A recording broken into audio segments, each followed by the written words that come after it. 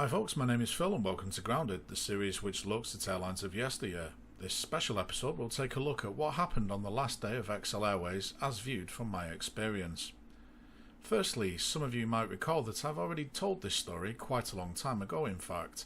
There were several issues with that video and I ended up taking it down. Well, now here's the 2026 Special Remastered Director's Cut. As you may know, I began my cabin crew career in 2005 through a complicated arrangement between Islandsflug, an Icelandic ACMI operator, and XL Airways, a British charter airline. I would spend the year based at Bristol Airport, and I've actually done a video which told the story of my first ever flight as crew, and that link should be on screen now. After a year in the West Country, I returned home to Manchester and joined First Choice Airways. Following my time at the airline and a winter in tour operations, I moved down to London Gatwick and rejoined XL Airways. With that said, let's join the action on what turned out to be my final day flying as crew for XL Airways. It's 3 AM on Thursday, September 11th, 2008, and it's time for me to get up for my second early shift in a row. Getting up on earlies can be challenging, but the benefit is having the afternoon and evening free. This is even better in the summer when the weather's nice and you can enjoy a nice pint outside in the beer garden. I would normally get a taxi to work, however a new early hours bus service had just been introduced and this was a great opportunity to try it out and save money on taxi fare. I arrive at Gatwick around 5 o'clock in the morning. Our crew room is located in Concord House, just to the side of the South Terminal. It houses base offices for several airlines. I head inside and check in for my flight and to meet my crew. I'm normally an assistant purser, a rank which put me second in charge of the cabin after the purser. It would also put me down the back, in the aft galley and in charge of the bars and retail stock. However, today that would not be the case. I would be operating as a regular FA, and therefore took the opportunity to work up front. Today we would be heading to the Greek island of Samos, birthplace of Pythagoras and renowned for its fine wines. Located in the Aegean Sea, the island is actually barely 1 mile away from Turkey, with the narrow Mycale Strait separating the two. We had our crew briefing. This consisted of assigning our working positions, reviewing safety notices and then our SEP questions. We would each be asked various questions about random SEP's topics. Fortunately, we were all good, so nobody got sent home. We had a quick look at our flight paperwork. It was almost a full house, just 2 empty seats with 184 passengers expected. The school holidays had ended, however Samos was less of a family destination and more of a couple's hotspot, so the high figure was no surprise, especially as the XL Leisure Group, our parent company, owned one of the biggest tour operators that specialised in Greek destinations, Libra Holidays. With our briefing complete, we headed out to our aircraft. This would require a short bus ride from Concord House to the stand, but it saved us walking through the busy terminal. Our aircraft today was GXLAC, the oldest Boeing 737-800 in the UK fleet. It was actually the third of the type to be put on the British register, back when the airline was still known as Sabre. Its two older sisters had already recently been shipped over to XL Airways Germany. We prepared the aircraft for departure, completing our security and equipment checks and finally our catering checks. Remember, this was back when everybody on board was given a meal. We were then told that we would be swapping aircraft en route. This meant more work for us, but it was a very common occurrence. It was how the airline moved aircraft between bases without unnecessary ferry flights and was usually done when maintenance was required. At around 7 AM we push back and XL Airways Flight 548 departs for Samos with 184 passengers and 6 crew on board. The flight was smooth and very fun to operate. We all had a good laugh as a crew and we landed in Samos ahead of schedule. It was a very smooth landing despite Samos being infamous for turbulence. Only a week earlier I'd done a flight there that was so rough on the approach a number of passengers and one of the girls in the aft galley were in need of some air sickness bags. At 11 AM, our 184 passengers disembarked and we found out that our other aircraft hadn't arrived yet, so we started our turnaround duties and prepared Alpha Charlie for the other crew who would be taking it back to Manchester. With the cabin all tidied up, we gather under the portside wing and watch our other 737 come in around the island and make a beautiful approach and landing. If only I had my camera. At 11:30, XL AK has parked up and its passengers have disembarked. We gather our things and head on over to say hello to the Manchester-based crew. They hand their aircraft over to us and we give them the paperwork for Alpha Charlie. We wish them a very good flight home and then rush to prepare our new aircraft, XL for the flight back to London Gatwick. Alpha Kilo is one of the youngest 737s in our fleet, barely a year and a half old, and the difference in cabin compared to the much older Alpha Charlie is very noticeable, at least from a crew perspective. The IFE system still uses high 8 tapes, but it's much more user-friendly compared to the older models. I remember spending an eternity trying to operate the one on Alpha Charlie a couple of months earlier. The management of the in-flight entertainment system is another one of those jobs for the assistant purser. It's now 12:10 and we're late. We should have left 20 minutes ago but are still parked up. It turns out that the Manchester flight is still here and it's blocking us in. So much for great on-time performance. Eventually they get moving, so we close our doors and prepare to get going. Our purser, John, calls over the PA for our doors to be set for departure, and we both look down the cabin to see why we've not had a call from down the back. Turns out that Kelly, who was operating the R4 position, was having a spot of bother with some passengers at the overwing exit, and our assistant purser James had gone to assist her. We'd already started our very short taxi by this point, so we race through a manual safety demonstration and immediately begin the cabin secure procedure, knowing that we are actually holding on the active runway. At 12:15 we're all strapped in and XLAK departs as flight XLA 549 to London Gatwick with 180 passengers and 6 crew. The flight back was the same as the outbound leg, very enjoyable with no problems at all, and nearly 4 hours later at 4:15 we arrived back at London Gatwick with another 2 sectors under our belts. With the last of the passengers deplaned, we grabbed our gear and handed Alpha Kilo over to a new crew who had been waiting patiently on the airbridge. They will be taking the plane to Lanzarote, a trip that gets back in the early hours of the morning. At around 4:30 we're back in our crew room in Concord House. We start counting the money from the bar service and have our debrief. We thank each other for having such a fantastic flight and head out. I needed to check for changes to my flying roster before I head home.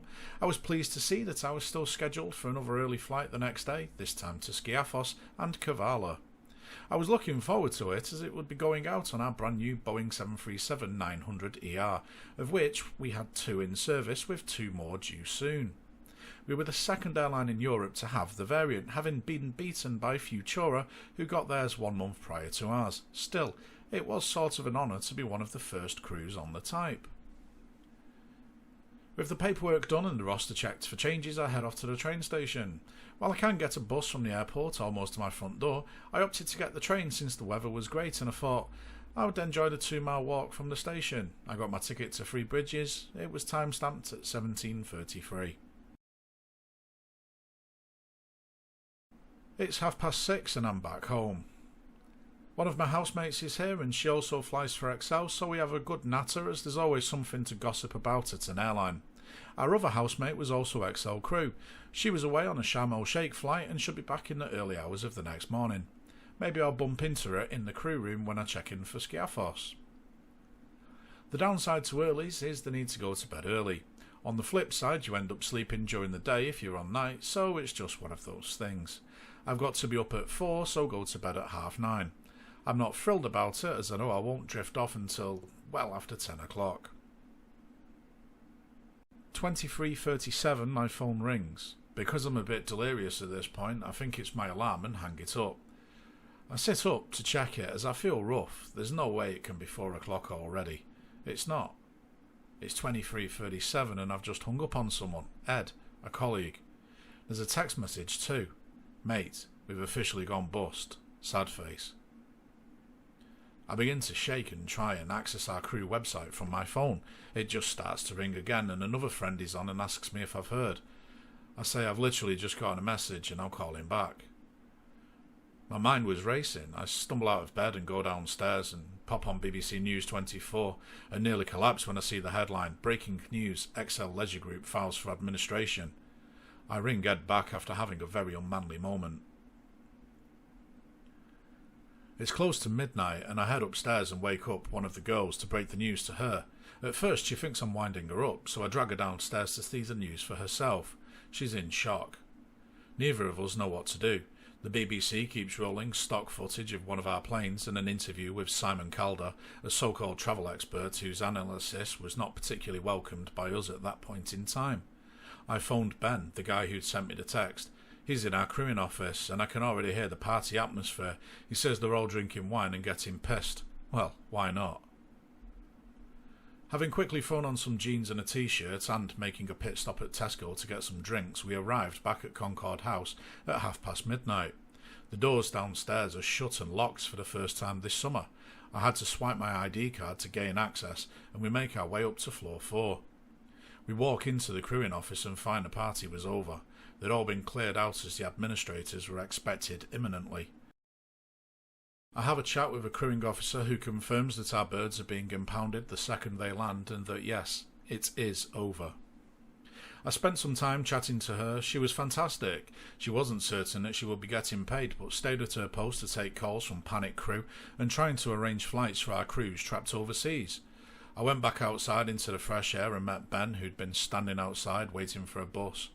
We headed back into our crew room, grabbed a few things, mainly our personnel files and drop files.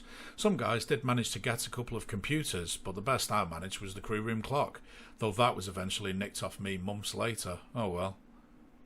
We waited around for our housemate to return from her Egypt flight at around 1:30. She'd heard the news, having been told as soon as the aircraft door was opened, and that the aircraft was being impounded. There were a few people outside Concord House, some XL crew and the odd crew member from other airlines. There were a few from EasyJet and Monarch who we had been chatting to. We may wear different uniforms and work for competing companies, but we're all still one big family. At one point I was stood with a couple of celebrities from the TV programme Celeb Air, which was being filmed that summer. They were outside having a smoke and were actually down to earth and very sympathetic to our plight. I must admit that the whole night's events were rather surreal, but standing outside Concord House with Michelle Marsh and Chico certainly added to it. Our housemate finally leaves the crew room and joins us downstairs, so we all pile into the car and head home to get drunk. Well, some of us get drunker, having been out drinking all day. We pop on the TV and watch the news, which was showing stock footage of one of our long-retired aircraft wearing the old livery on a loop, occasionally cutting back to Calder, so we just laughed and kept on drinking. At around 4 AM, I rang our crewing department to clarify again if it was still worth turning up at 5:30. It may sound stupid, but I just couldn't fully believe it. I was told to come in but not bother wearing uniform. It would simply be to see the administrators. Having once again returned to the crewing office at Concord House and removed our IDs since they were being confiscated, we were met by one of the administrators who took myself, one housemate, Bess, who had taken Alpha Kilo to Lanzarote that afternoon and had just gotten back, and 2 other crew into the pilot's briefing room where she told us that we were all out of a job, a few more tears were shed, and then we got some paperwork so that we could claim redundancy pay. We met more crew who were in tears or close, and after taking our files we left before we broke down ourselves.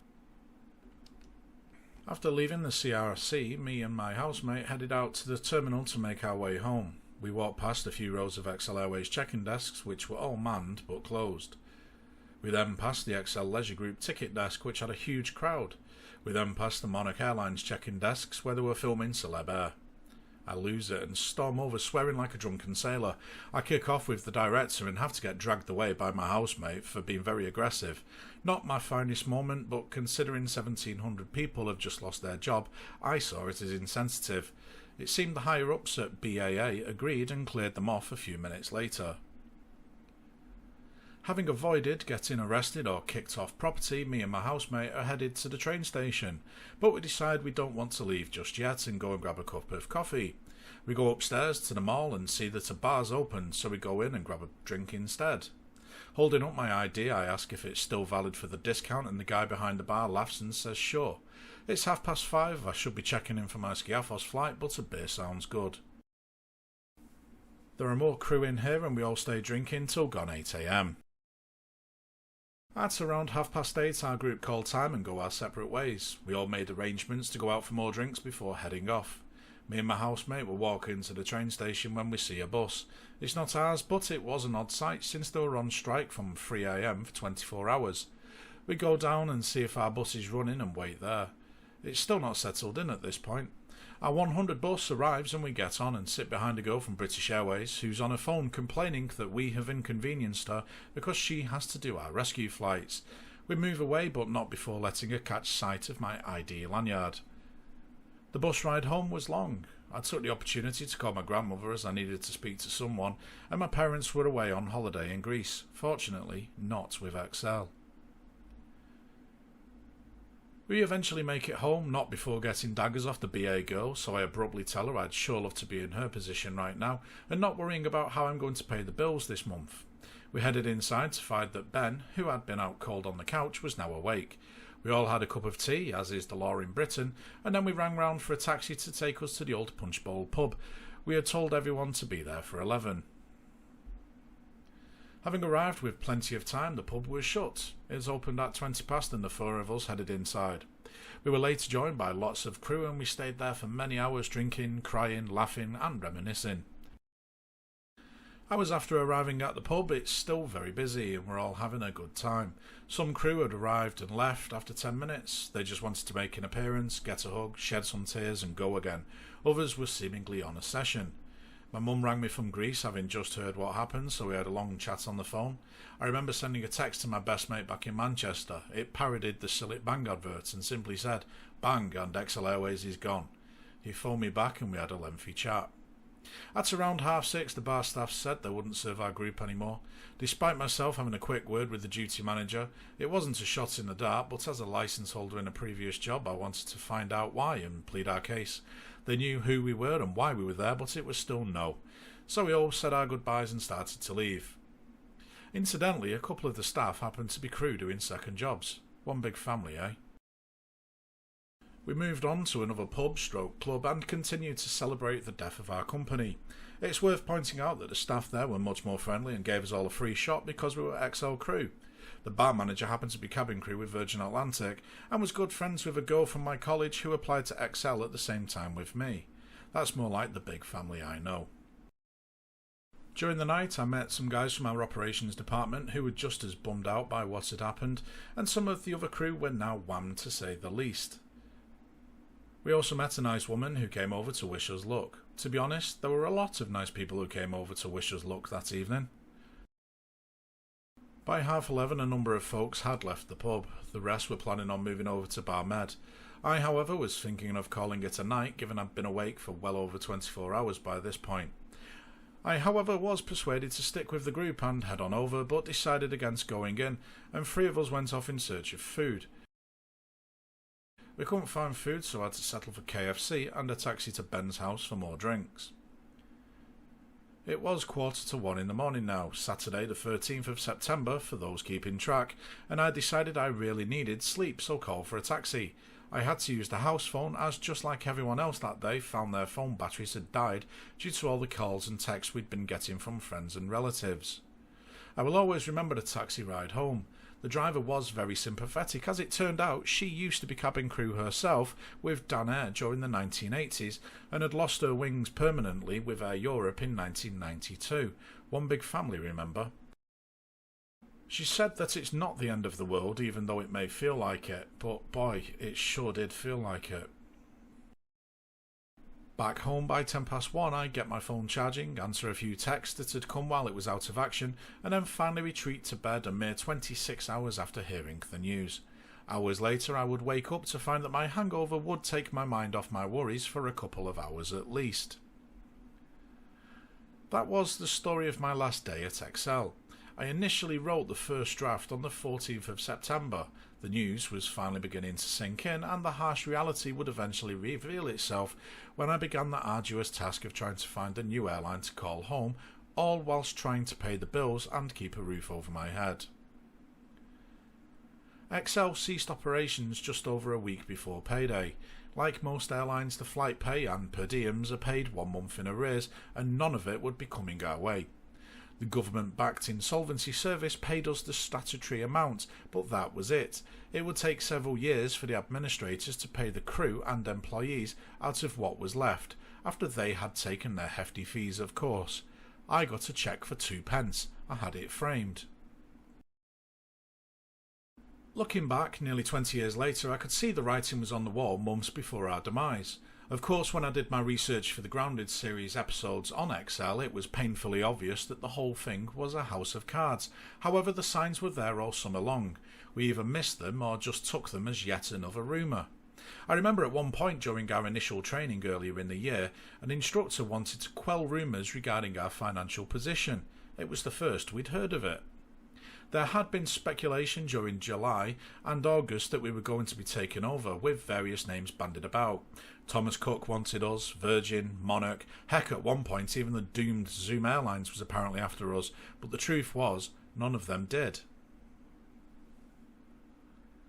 Even on the 9th of September there were strong rumours that EasyJet were to announce a takeover the following day.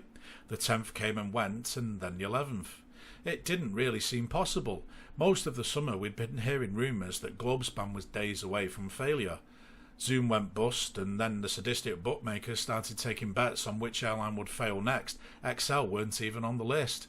It was only on the 10th when someone asked for the odds that they were listed, and on the 11th they'd had such a run that the bookies closed book. Maybe if we'd have known, or thought then perhaps, maybe we could have taken a chance and put some money on, just in case. The real kick in the stomach was that the XL Leisure Group consisted of several airlines, two of which, XL France and XL Germany, were saved from collapse by the very bank which had not only financed our takeover years earlier, but had called in the debt and led to our administration. That both airlines were given second chances while we didn't really hurt. I felt the same pain again for my brothers and sisters at Thomas Cook Airlines 10 years later, when they too were left grounded while their European airlines, Condor and Sunclass, were saved.